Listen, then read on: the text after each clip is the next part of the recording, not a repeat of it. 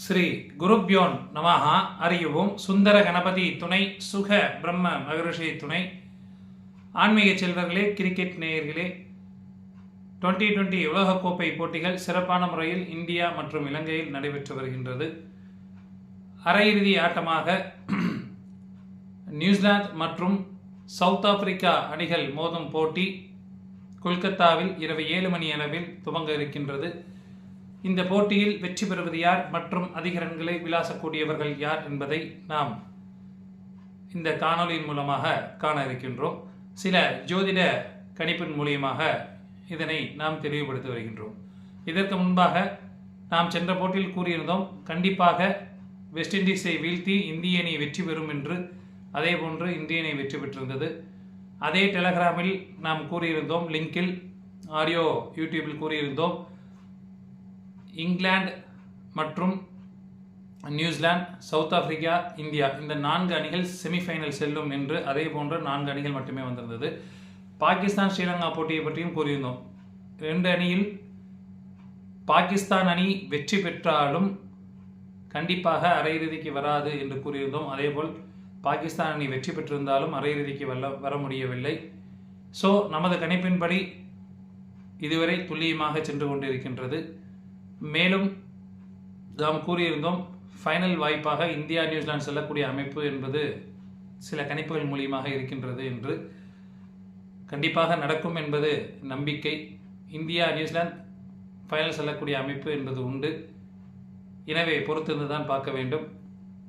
இன்றைய தினம் இந்த போட்டியில் சவுத் ஆப்பிரிக்கா மற்றும் நியூசிலாந்து அணிகள் மோதும் போட்டி. இதில் சவுத் ஆப்பிரிக்கா அணி முதலில் பேட்டிங் செய்தார்கள் என்றால் சிறப்பாக விளையாடக்கூடியவர்கள் குவிண்டன் டி காக், மில்லர் ஆர் பிரேவிஸ், ட்ரிஸ்டான் ஸ்டப்ஸ் போன்ற ஒரு சிறப்பான பேட்டிங்காக இருக்கும்.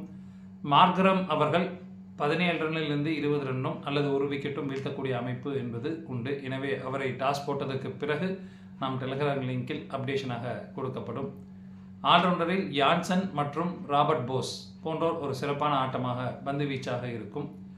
பந்து வீச்சாளரில் கசிகோ ரபாடா விக்கெட் எடுக்கக்கூடிய அமைப்பு என்பது உண்டு.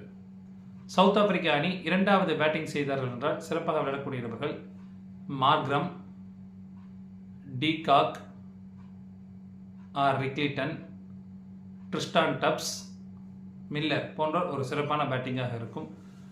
இதில் 2வது பேட்டிங் செய்யும் பொழுது மில்லர் அல்லது ஸ்டப்ஸை கேப்டன் வைஸ் கேப்டனாக தேர்ந்தெடுத்துக் கொள்ளலாம். சவுத் ஆப்பிரிக்கா அணி 2வது பந்து வீசினார் என்றால் விக்கெட்டுகளை வீழ்த்தக்கூடியவர்கள் யான்சன், போஸ், ரவாடா போன்றோர் விக்கெட்டுகளை வீழ்த்தக்கூடிய அமைப்பு என்பது உண்டு. அடுத்தபடியாக நியூசிலாந்து அணி 1வது பேட்டிங் செய்தார் என்றால் சிறப்பாக விளையாடக்கூடியவர்கள் டிம் சிஃபர்ட், ஃபின் ஆலன். இதில் ஃபின் ஆலன் அவர்களை கேப்டன் வைஸ் கேப்டனாக தேர்ந்தெடுத்துக் கொள்ளலாம். ஷிபட் அவர்களுக்கும் அந்த வாய்ப்பு இருக்கின்றது. எனவே இருவரில் யாரை வேணாலும் தேர்ந்தெடுத்துக் கொள்ளலாம். இருந்தாலும் அதிக வாய்ப்பு என்பது ஷிபட் இருக்கக்கூடியதாக இருக்குது. அதை டாஸ் போட்டதற்கு பிறகு நாம் டெலிகிராம் லிங்கில் அப்டேஷனாக வழங்கப்படும். Tim Seifert, Finn Allen, Glenn Phillips மற்றும் டேரில் மிச்சல் இந்த 4 ஒரு சிறப்பான ஆட்டமாக இருக்கும். ஆல்ரவுண்டராக மெக்ரூன்சி அவர்களை தேர்ந்தெடுத்துக் கொள்ளலாம். மிச்சில் சாட்னர் அவர்கள் விக்கெட் எடுக்கக்கூடிய அமைப்பு என்பது உண்டு. பந்து வீச்சாளரில் ஹென்றி மற்றும் ஃப்ரிக்யூசன் போன்றோர் விக்கெட்டுகளை வீழ்த்துவார்கள்.